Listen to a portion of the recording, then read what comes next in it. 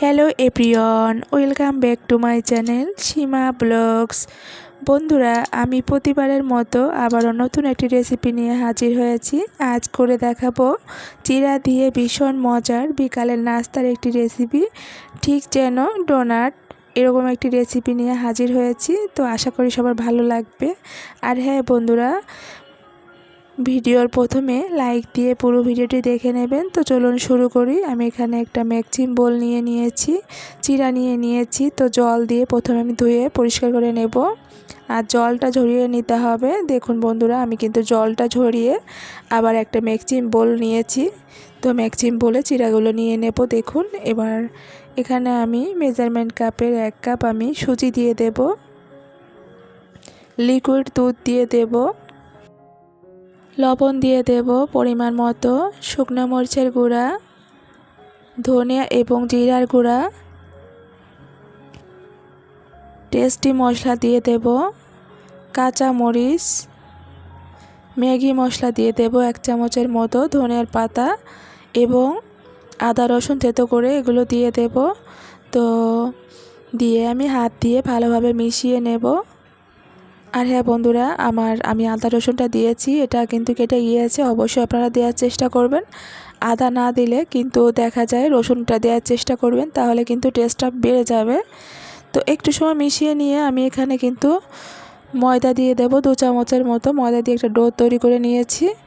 এবার আমি হাতে একটু তেল নিয়ে কিছু ডোর নিয়ে হাতে দেখুন তো বন্ধুরা, আমি গোল করে নিয়েছি। দেখুন, গোল করে হাত দিয়ে তালুতে রেখে চেপে ধরে চ্যাপটা করে এবার মাঝে একটা আঙুল দিয়ে একটা শেপ দিয়ে নিয়েছি, ছিদ্র করে নিয়েছি। ঠিক এরকম করে দেখুন, এটা করা হয়ে গিয়েছে। ওটা সাইড করে রেখে আবার হাতে একটু তেল নিয়ে সে ডোর থেকে কিছুটা নিয়ে প্রথমে গোল করে এরকম আঙুল দিয়ে এরকম মাঝে কিন্তু ছিদ্র করে নিতে হবে। ছিদ্র করে একটা শেপ দিয়ে নেব। দেখুন আমি কিভাবে করছি একটু খেয়াল করবেন। ঠিক এরকম করে আমি সবগুলো করে নেব। দেখুন বন্ধুরা, কতটা সুন্দর লাগছে। তো সবগুলো একই নিয়মে আমি করে নিয়েছি। সবগুলো আমি তুলে নেব। দেখুন বন্ধুরা, সবগুলো তুলে এবার আমি একটা প্যান বসিয়ে দেব সাদা তেল দিয়ে। তেলটা গরম করে নিতে হবে, তাহলে ভালো হবে। তেলটা আমি গরম করে নিয়েছি। এবার আমি নাস্তাগুলো দিয়ে দেব। আর হ্যাঁ বন্ধুরা, নাস্তাগুলো দেওয়ার সময় কিন্তু চুলার হিটটা কিন্তু একদম মিডিয়ামে রাখতে হবে, তা না হলে আপনার দেওয়ার সময় এক পাশ মানে বেশি ভাজা হয়ে যাবে বা বেশি লালচে হয়ে যেতে পারে, আরেক পাশ এরকম আর কি এক সাইডে বেশি হয়ে যেতে পারে বা পুড়ে যেতে পারে, এরকম এক সম্ভাবনা থেকে যায়। তো আমি কিন্তু মিডিয়ামে রেখেছি। অবশ্যই এটি মিডিয়ামে রেখে কিন্তু ভাজার চেষ্টা করতে হবে, তাহলে সব জায়গায় একরকমভাবে হয়ে যাবে আর কি, ভাজা হয়ে যাবে, দেখতেও সুন্দর লাগবে। তো দেখুন আমি সবগুলো উল্টিয়ে নিয়েছি। দেখতে কেমন লাগছে বলুন তো? একদম মনে হচ্ছে ডোনাট। তো যাই হোক, আমি আবার কিন্তু উল্টিয়ে দেব। উল্টিয়ে দেখুন, এবার আমার ভাজা হয়ে গিয়েছে। একটু লাল লাল করে ভেজে নিয়েছি। তো তুলে নেব এক একটা করে করে। আর হ্যাঁ বন্ধুরা, আমার চ্যানেলে যারা অলরেডি সাবস্ক্রাইব করেছেন তাদেরকে অসংখ্য ধন্যবাদ। আর যারা একদমই নতুন তারা অবশ্যই আমার রেসিপিটি দেখে ভালো লাগলে অবশ্যই আমার চ্যানেলটি সাবস্ক্রাইব করে নেবেন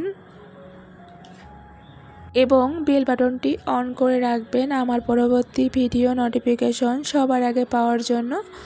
আর হ্যাঁ বন্ধুরা, দেখুন আমি সবগুলো কিন্তু নামিয়ে নিয়েছি। নামানোর পরে দেখুন দেখতে কতটা সুন্দর লাগছে।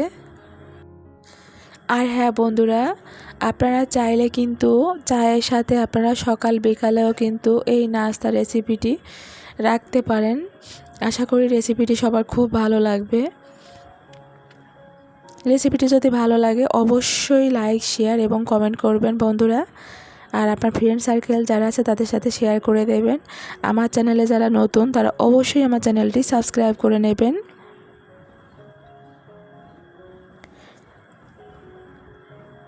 দেখুন কতটা সুন্দর হয়েছে, একদম মুচমুচে কিন্তু খেতে।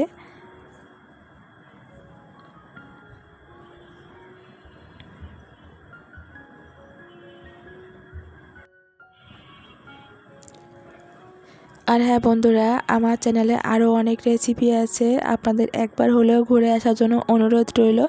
আশা করি আমার রেসিপিগুলো সবার ভালো লাগবে। তো দেখুন বন্ধুরা, আমি হাতে নিয়ে একটা দেখিয়ে দেব ভেঙে এর ভিতরটা কেমন হয়েছে।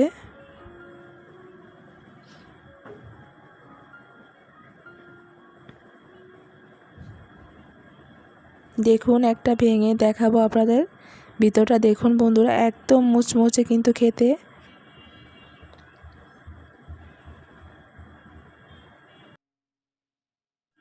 সবাইকে অনেক অনেক ধন্যবাদ, সে হচ্ছে আপনাদের মূল্যবান সময় ধরে আমার রেসিপিটি দেখার জন্য। তো সবাই সুস্থ থাকবেন, ভালো থাকবেন, দেখা হবে নতুন কোনো রেসিপিতে। টাটা।